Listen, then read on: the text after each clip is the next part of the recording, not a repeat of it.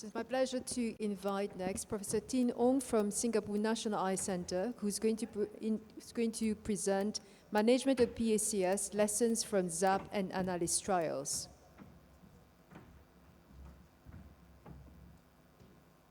Thank you. Good morning, everyone.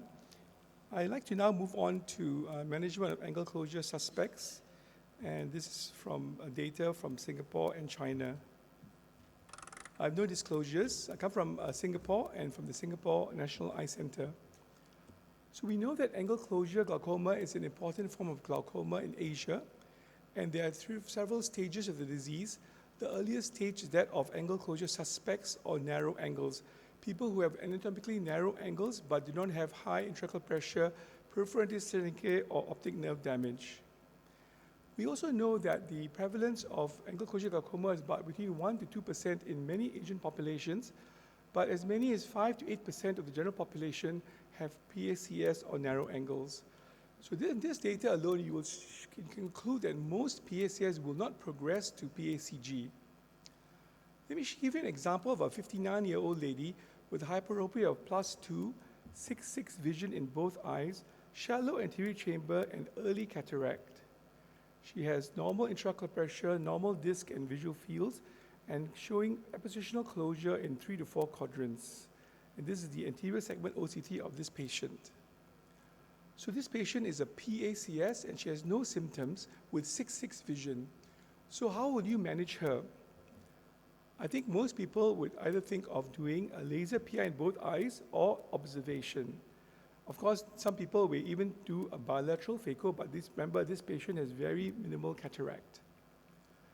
Now, if you elect for observation, many ophthalmologists, particularly in private practice, worry that they may be sued if the patient comes back with acute angle closure, or will still come back with severe angle closure, chronic angle closure glaucoma. We know that laser iridotomy can prevent pupil block and prevent acute attacks. However, there are also some adverse effects of laser iridotomy, including visual symptoms and corneal damage. So how do we manage people like this who have asymptomatic narrow angles and good vision? So how do you counsel the patient, and what do you offer in terms of treatment, and discuss the risk versus benefit? So this was the background of doing these trials in China and Singapore. Actually, they started at the same time, but the Chinese trial was completed much faster, and so they published first. So in this trial in China called the ZAP trial, it stands for the Zhongshan Angle Closure Prevention Trial, because it was conducted by the Zhongshan Ophthalmic Center in Guangzhou in China. In the ZAP trial, almost 900 patients with bilateral narrow angles or PACS were randomized to LPI in one eye and observation in the other eye, and followed up for 6 years. And the primary outcome measure was the incidence of PAC, defined as more than 24 millimeters of mercury on 2 occasions, or the development of peripheral anterior synechiae, or an acute episode of angle closure. And the mean age of the participants was almost 60 years of age, 80% were females, and most of the iridotomies were placed superiorly. The follow-up was pretty good. More than 75% completed 6 years. And the overall results in terms of the ZAP trial showed that about 4.9 per 1,000 eye years in the laser group developed primary angle closure, compared to 7.97 in the control group. And this shows you that it was almost double the rate of progression in the untreated patients compared to those who were treated with laser iridotomy. In terms of raw numbers, you would say that 2% progressed versus 4% in the observation group. So this is double. And this overall rate of progression was very low and much less than what was expected when the trial was planned. And although the hazard ratio showed a 50% reduction, overall the rate of progression was very low. The laser iridotomy was safe with no long-term adverse events, and the majority of cases to reach endpoints was PAC, mostly developed PAS, and very few people developed glaucoma. So certainly the ZAP trial recommendation was that the risk of progression in PACS was quite low, even without iridotomy. And certainly on a national level in China, they would not recommend community-based screening for angle closure suspects followed by laser iridotomy. In terms of the 14-year follow-up, the results were also showed an increased amount of progression, almost 12% in the control group versus almost 4% in the laser iridotomy group. So overall, still quite a low risk of progression. You would say over 14 years, less than 1% per year progressed. So the ZAP trial, of course, were people of Chinese origin, and so it may not be applicable to other populations. Most of the patients were younger in terms of age, and they didn't have much cataract, but that was intentional because, of course, if you have cataract, you can just remove the cataract. And patients were recruited from a community setting in Guangzhou in China. What about the Singapore ANALIS trial? We had a similar study design of laser PI in one eye and no treatment in the other eye, but ours was a 5-year follow-up, and the outcome measures were also similar. In the ANALIS trial, we had 480 patients randomized. Again, majority were Chinese, and there were more women than men. And overall, you could see that all 480 patients were included in the intent to treat analysis, and we had a very good follow-up of almost 90%. In terms of the pre-op factors, they were similar in terms of all the baseline factors, and overall, the progression rate was 11.65 in the LPI eye versus 21.84 per 1,000 eye years in the control eye. So it was much higher than compared to the ZAP trial. And the overall number needed to treat was 22, and the population at triple risk was 38%. You can see here, in terms of the progression rates, they were all quite occurred over time. It didn't happen really late. You can see the progression rate increased over time. And so overall, in the ANALIS trial, about 9% progressed if you were untreated versus 5%. So it was much higher than the ZAP trial, but still low overall. So overall, about maybe 2% per year progressed in the observation group. And there were only mostly patients developed primary angle closure. 3 cases had acute angle closure, and very few cases of angle closure glaucoma developed. So again, the trial progression rates was much lower than what we expected, but certainly higher than Guangzhou. And you can show you that the majority of endpoints reached was primary angle closure. So the strengths of both the ZAP and the Singapore trials were they were randomized control trials using an internal control of the fellow eye. They had both large sample sizes with good follow-up and a very efficient intervention data monitoring system. So overall, these trials show the low risk of progression for PACS, at least for 5 to 6 years, and raises the question of whether we are over-treating PACS with laser iridotomy. So right now in Singapore, we do discuss with the patients with PACS the option of laser versus observation, and we do quote the trial data, so we say up to 10% progress over 5 years versus 5% if you were treated by laser iridotomy. We explain the risk of both options and let the patient decide.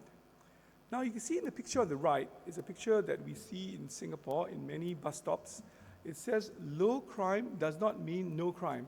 And this is a very confusing poster if you're not Singaporean, but basically it shows you that in Singapore, there's very low crime and people are very complacent. And so you're warning the public that low crime does not mean no crime. So don't leave your telephone, for example, when you go to a food court. People in Singapore will leave their telephone on the seat when they go buy their food. And so because people know that they will not be stolen. So anyway, the analogy here is that I would say for angle closure glaucoma, PACS, low risk does not mean no risk. Yeah. So if you have a patient with angle closure suspect, you should discuss the risk because there are some risks of leaving the eye untreated. Certainly for patients who are older with cataract, just offer a phacoemulsification and you don't need to do laser iridotomy. We know that lens extraction will remove the pupil block. So who among PACS people should go for LPI? Certainly, if you have a fellow eye of primary angle closure or angle closure glaucoma or acute angle closure, should certainly go for LPI. People who are symptomatic, perhaps they have intermittent attacks. Patients who require regular pupil dilation, like for example, they're diabetics or they have AMD. People who have poor access who may not return. Family history is a question mark. Maybe they have a strong family history of angle closure glaucoma. I would certainly think about doing a laser iridotomy. And they could see other population or population-specific factors in your population.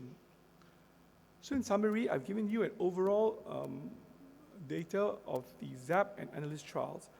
two large Asian trials which showed low risk of progression of PACS and certainly gives you the option of observation of these patients. You should discuss the risk of observation versus laser iridotomy with your patients, and if in doubt, perhaps you can offer a laser iridotomy. Those with cataract should undergo phacoemulsification. Remember, low crime does not mean no crime, so low risk does not mean no risk. I'd like to acknowledge particularly funding from the Singapore National Medical Research Council, and also all my collaborators and also fellows who worked on this trial over the 8-year period. And here's the acknowledgement of the Singapore our glaucoma research team. In SNEC, we do offer fellowship programs, and we offer fellowships, paid fellowships for all different specialties. So if your residents are interested, please ask them to apply. And I'd like to welcome you to Singapore for the Asia Pacific Glaucoma Congress, and in conjunction with the SNEC 35th anniversary next year in July. Thank you for your attention. Thank you, Professor Ong. Any question from the audience for Professor Ong?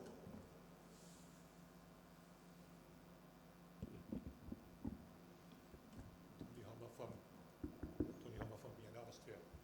Thank you very much for your nice, great presentation. But you know the other advertising which says no risk, no fun. But that's of course not with this thing. What I want to point out is actually that the average age, at least in Europe, when you diagnose glaucoma, and there is not too much difference of angle closure opening, is something like 60 to 65. Life expectancy as an average is 85. That means that you have 25 years ahead, and it's too short time all the studies have. Also, it's, of course, I know it's very difficult to make.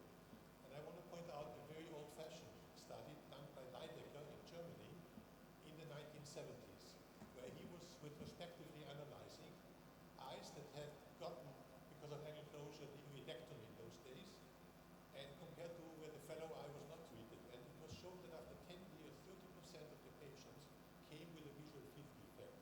And this was before computer perimetry.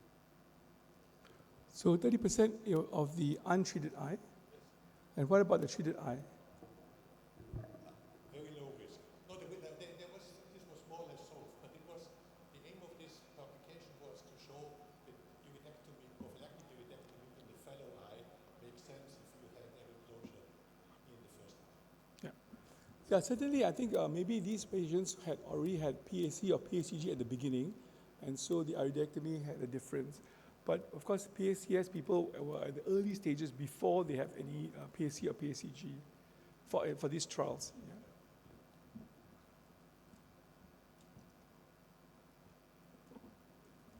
Question to you is not with PACS but with PACG. So would you recommend an iridotomy for a PACG patient given the fact that if he has an iris atrophy or some amount of atrophy of the iris? Would an iridotomy work in such patients? I think if they have a patient iris atrophy from perhaps an acute attack before, they probably have limited effect, but I would certainly do it in the fellow eye of these patients. Yeah. But if it is a bilateral PACG with some amount of specific atrophy because of chronic subacute attacks and all that, would you advise such patients? I think you'll have to look at the severity of the cataract. Often nowadays we go for earlier cataract surgery, and so if there was some cataract, I would do the cataract instead of doing an iridotomy.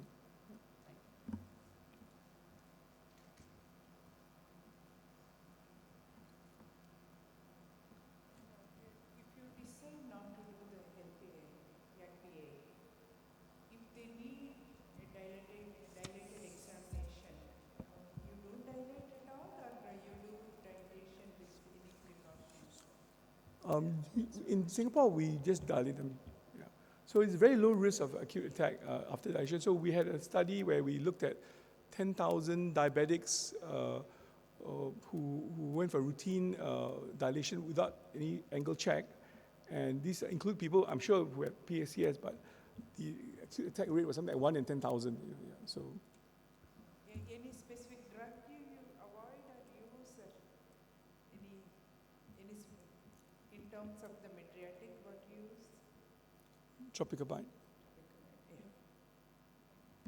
Thank you.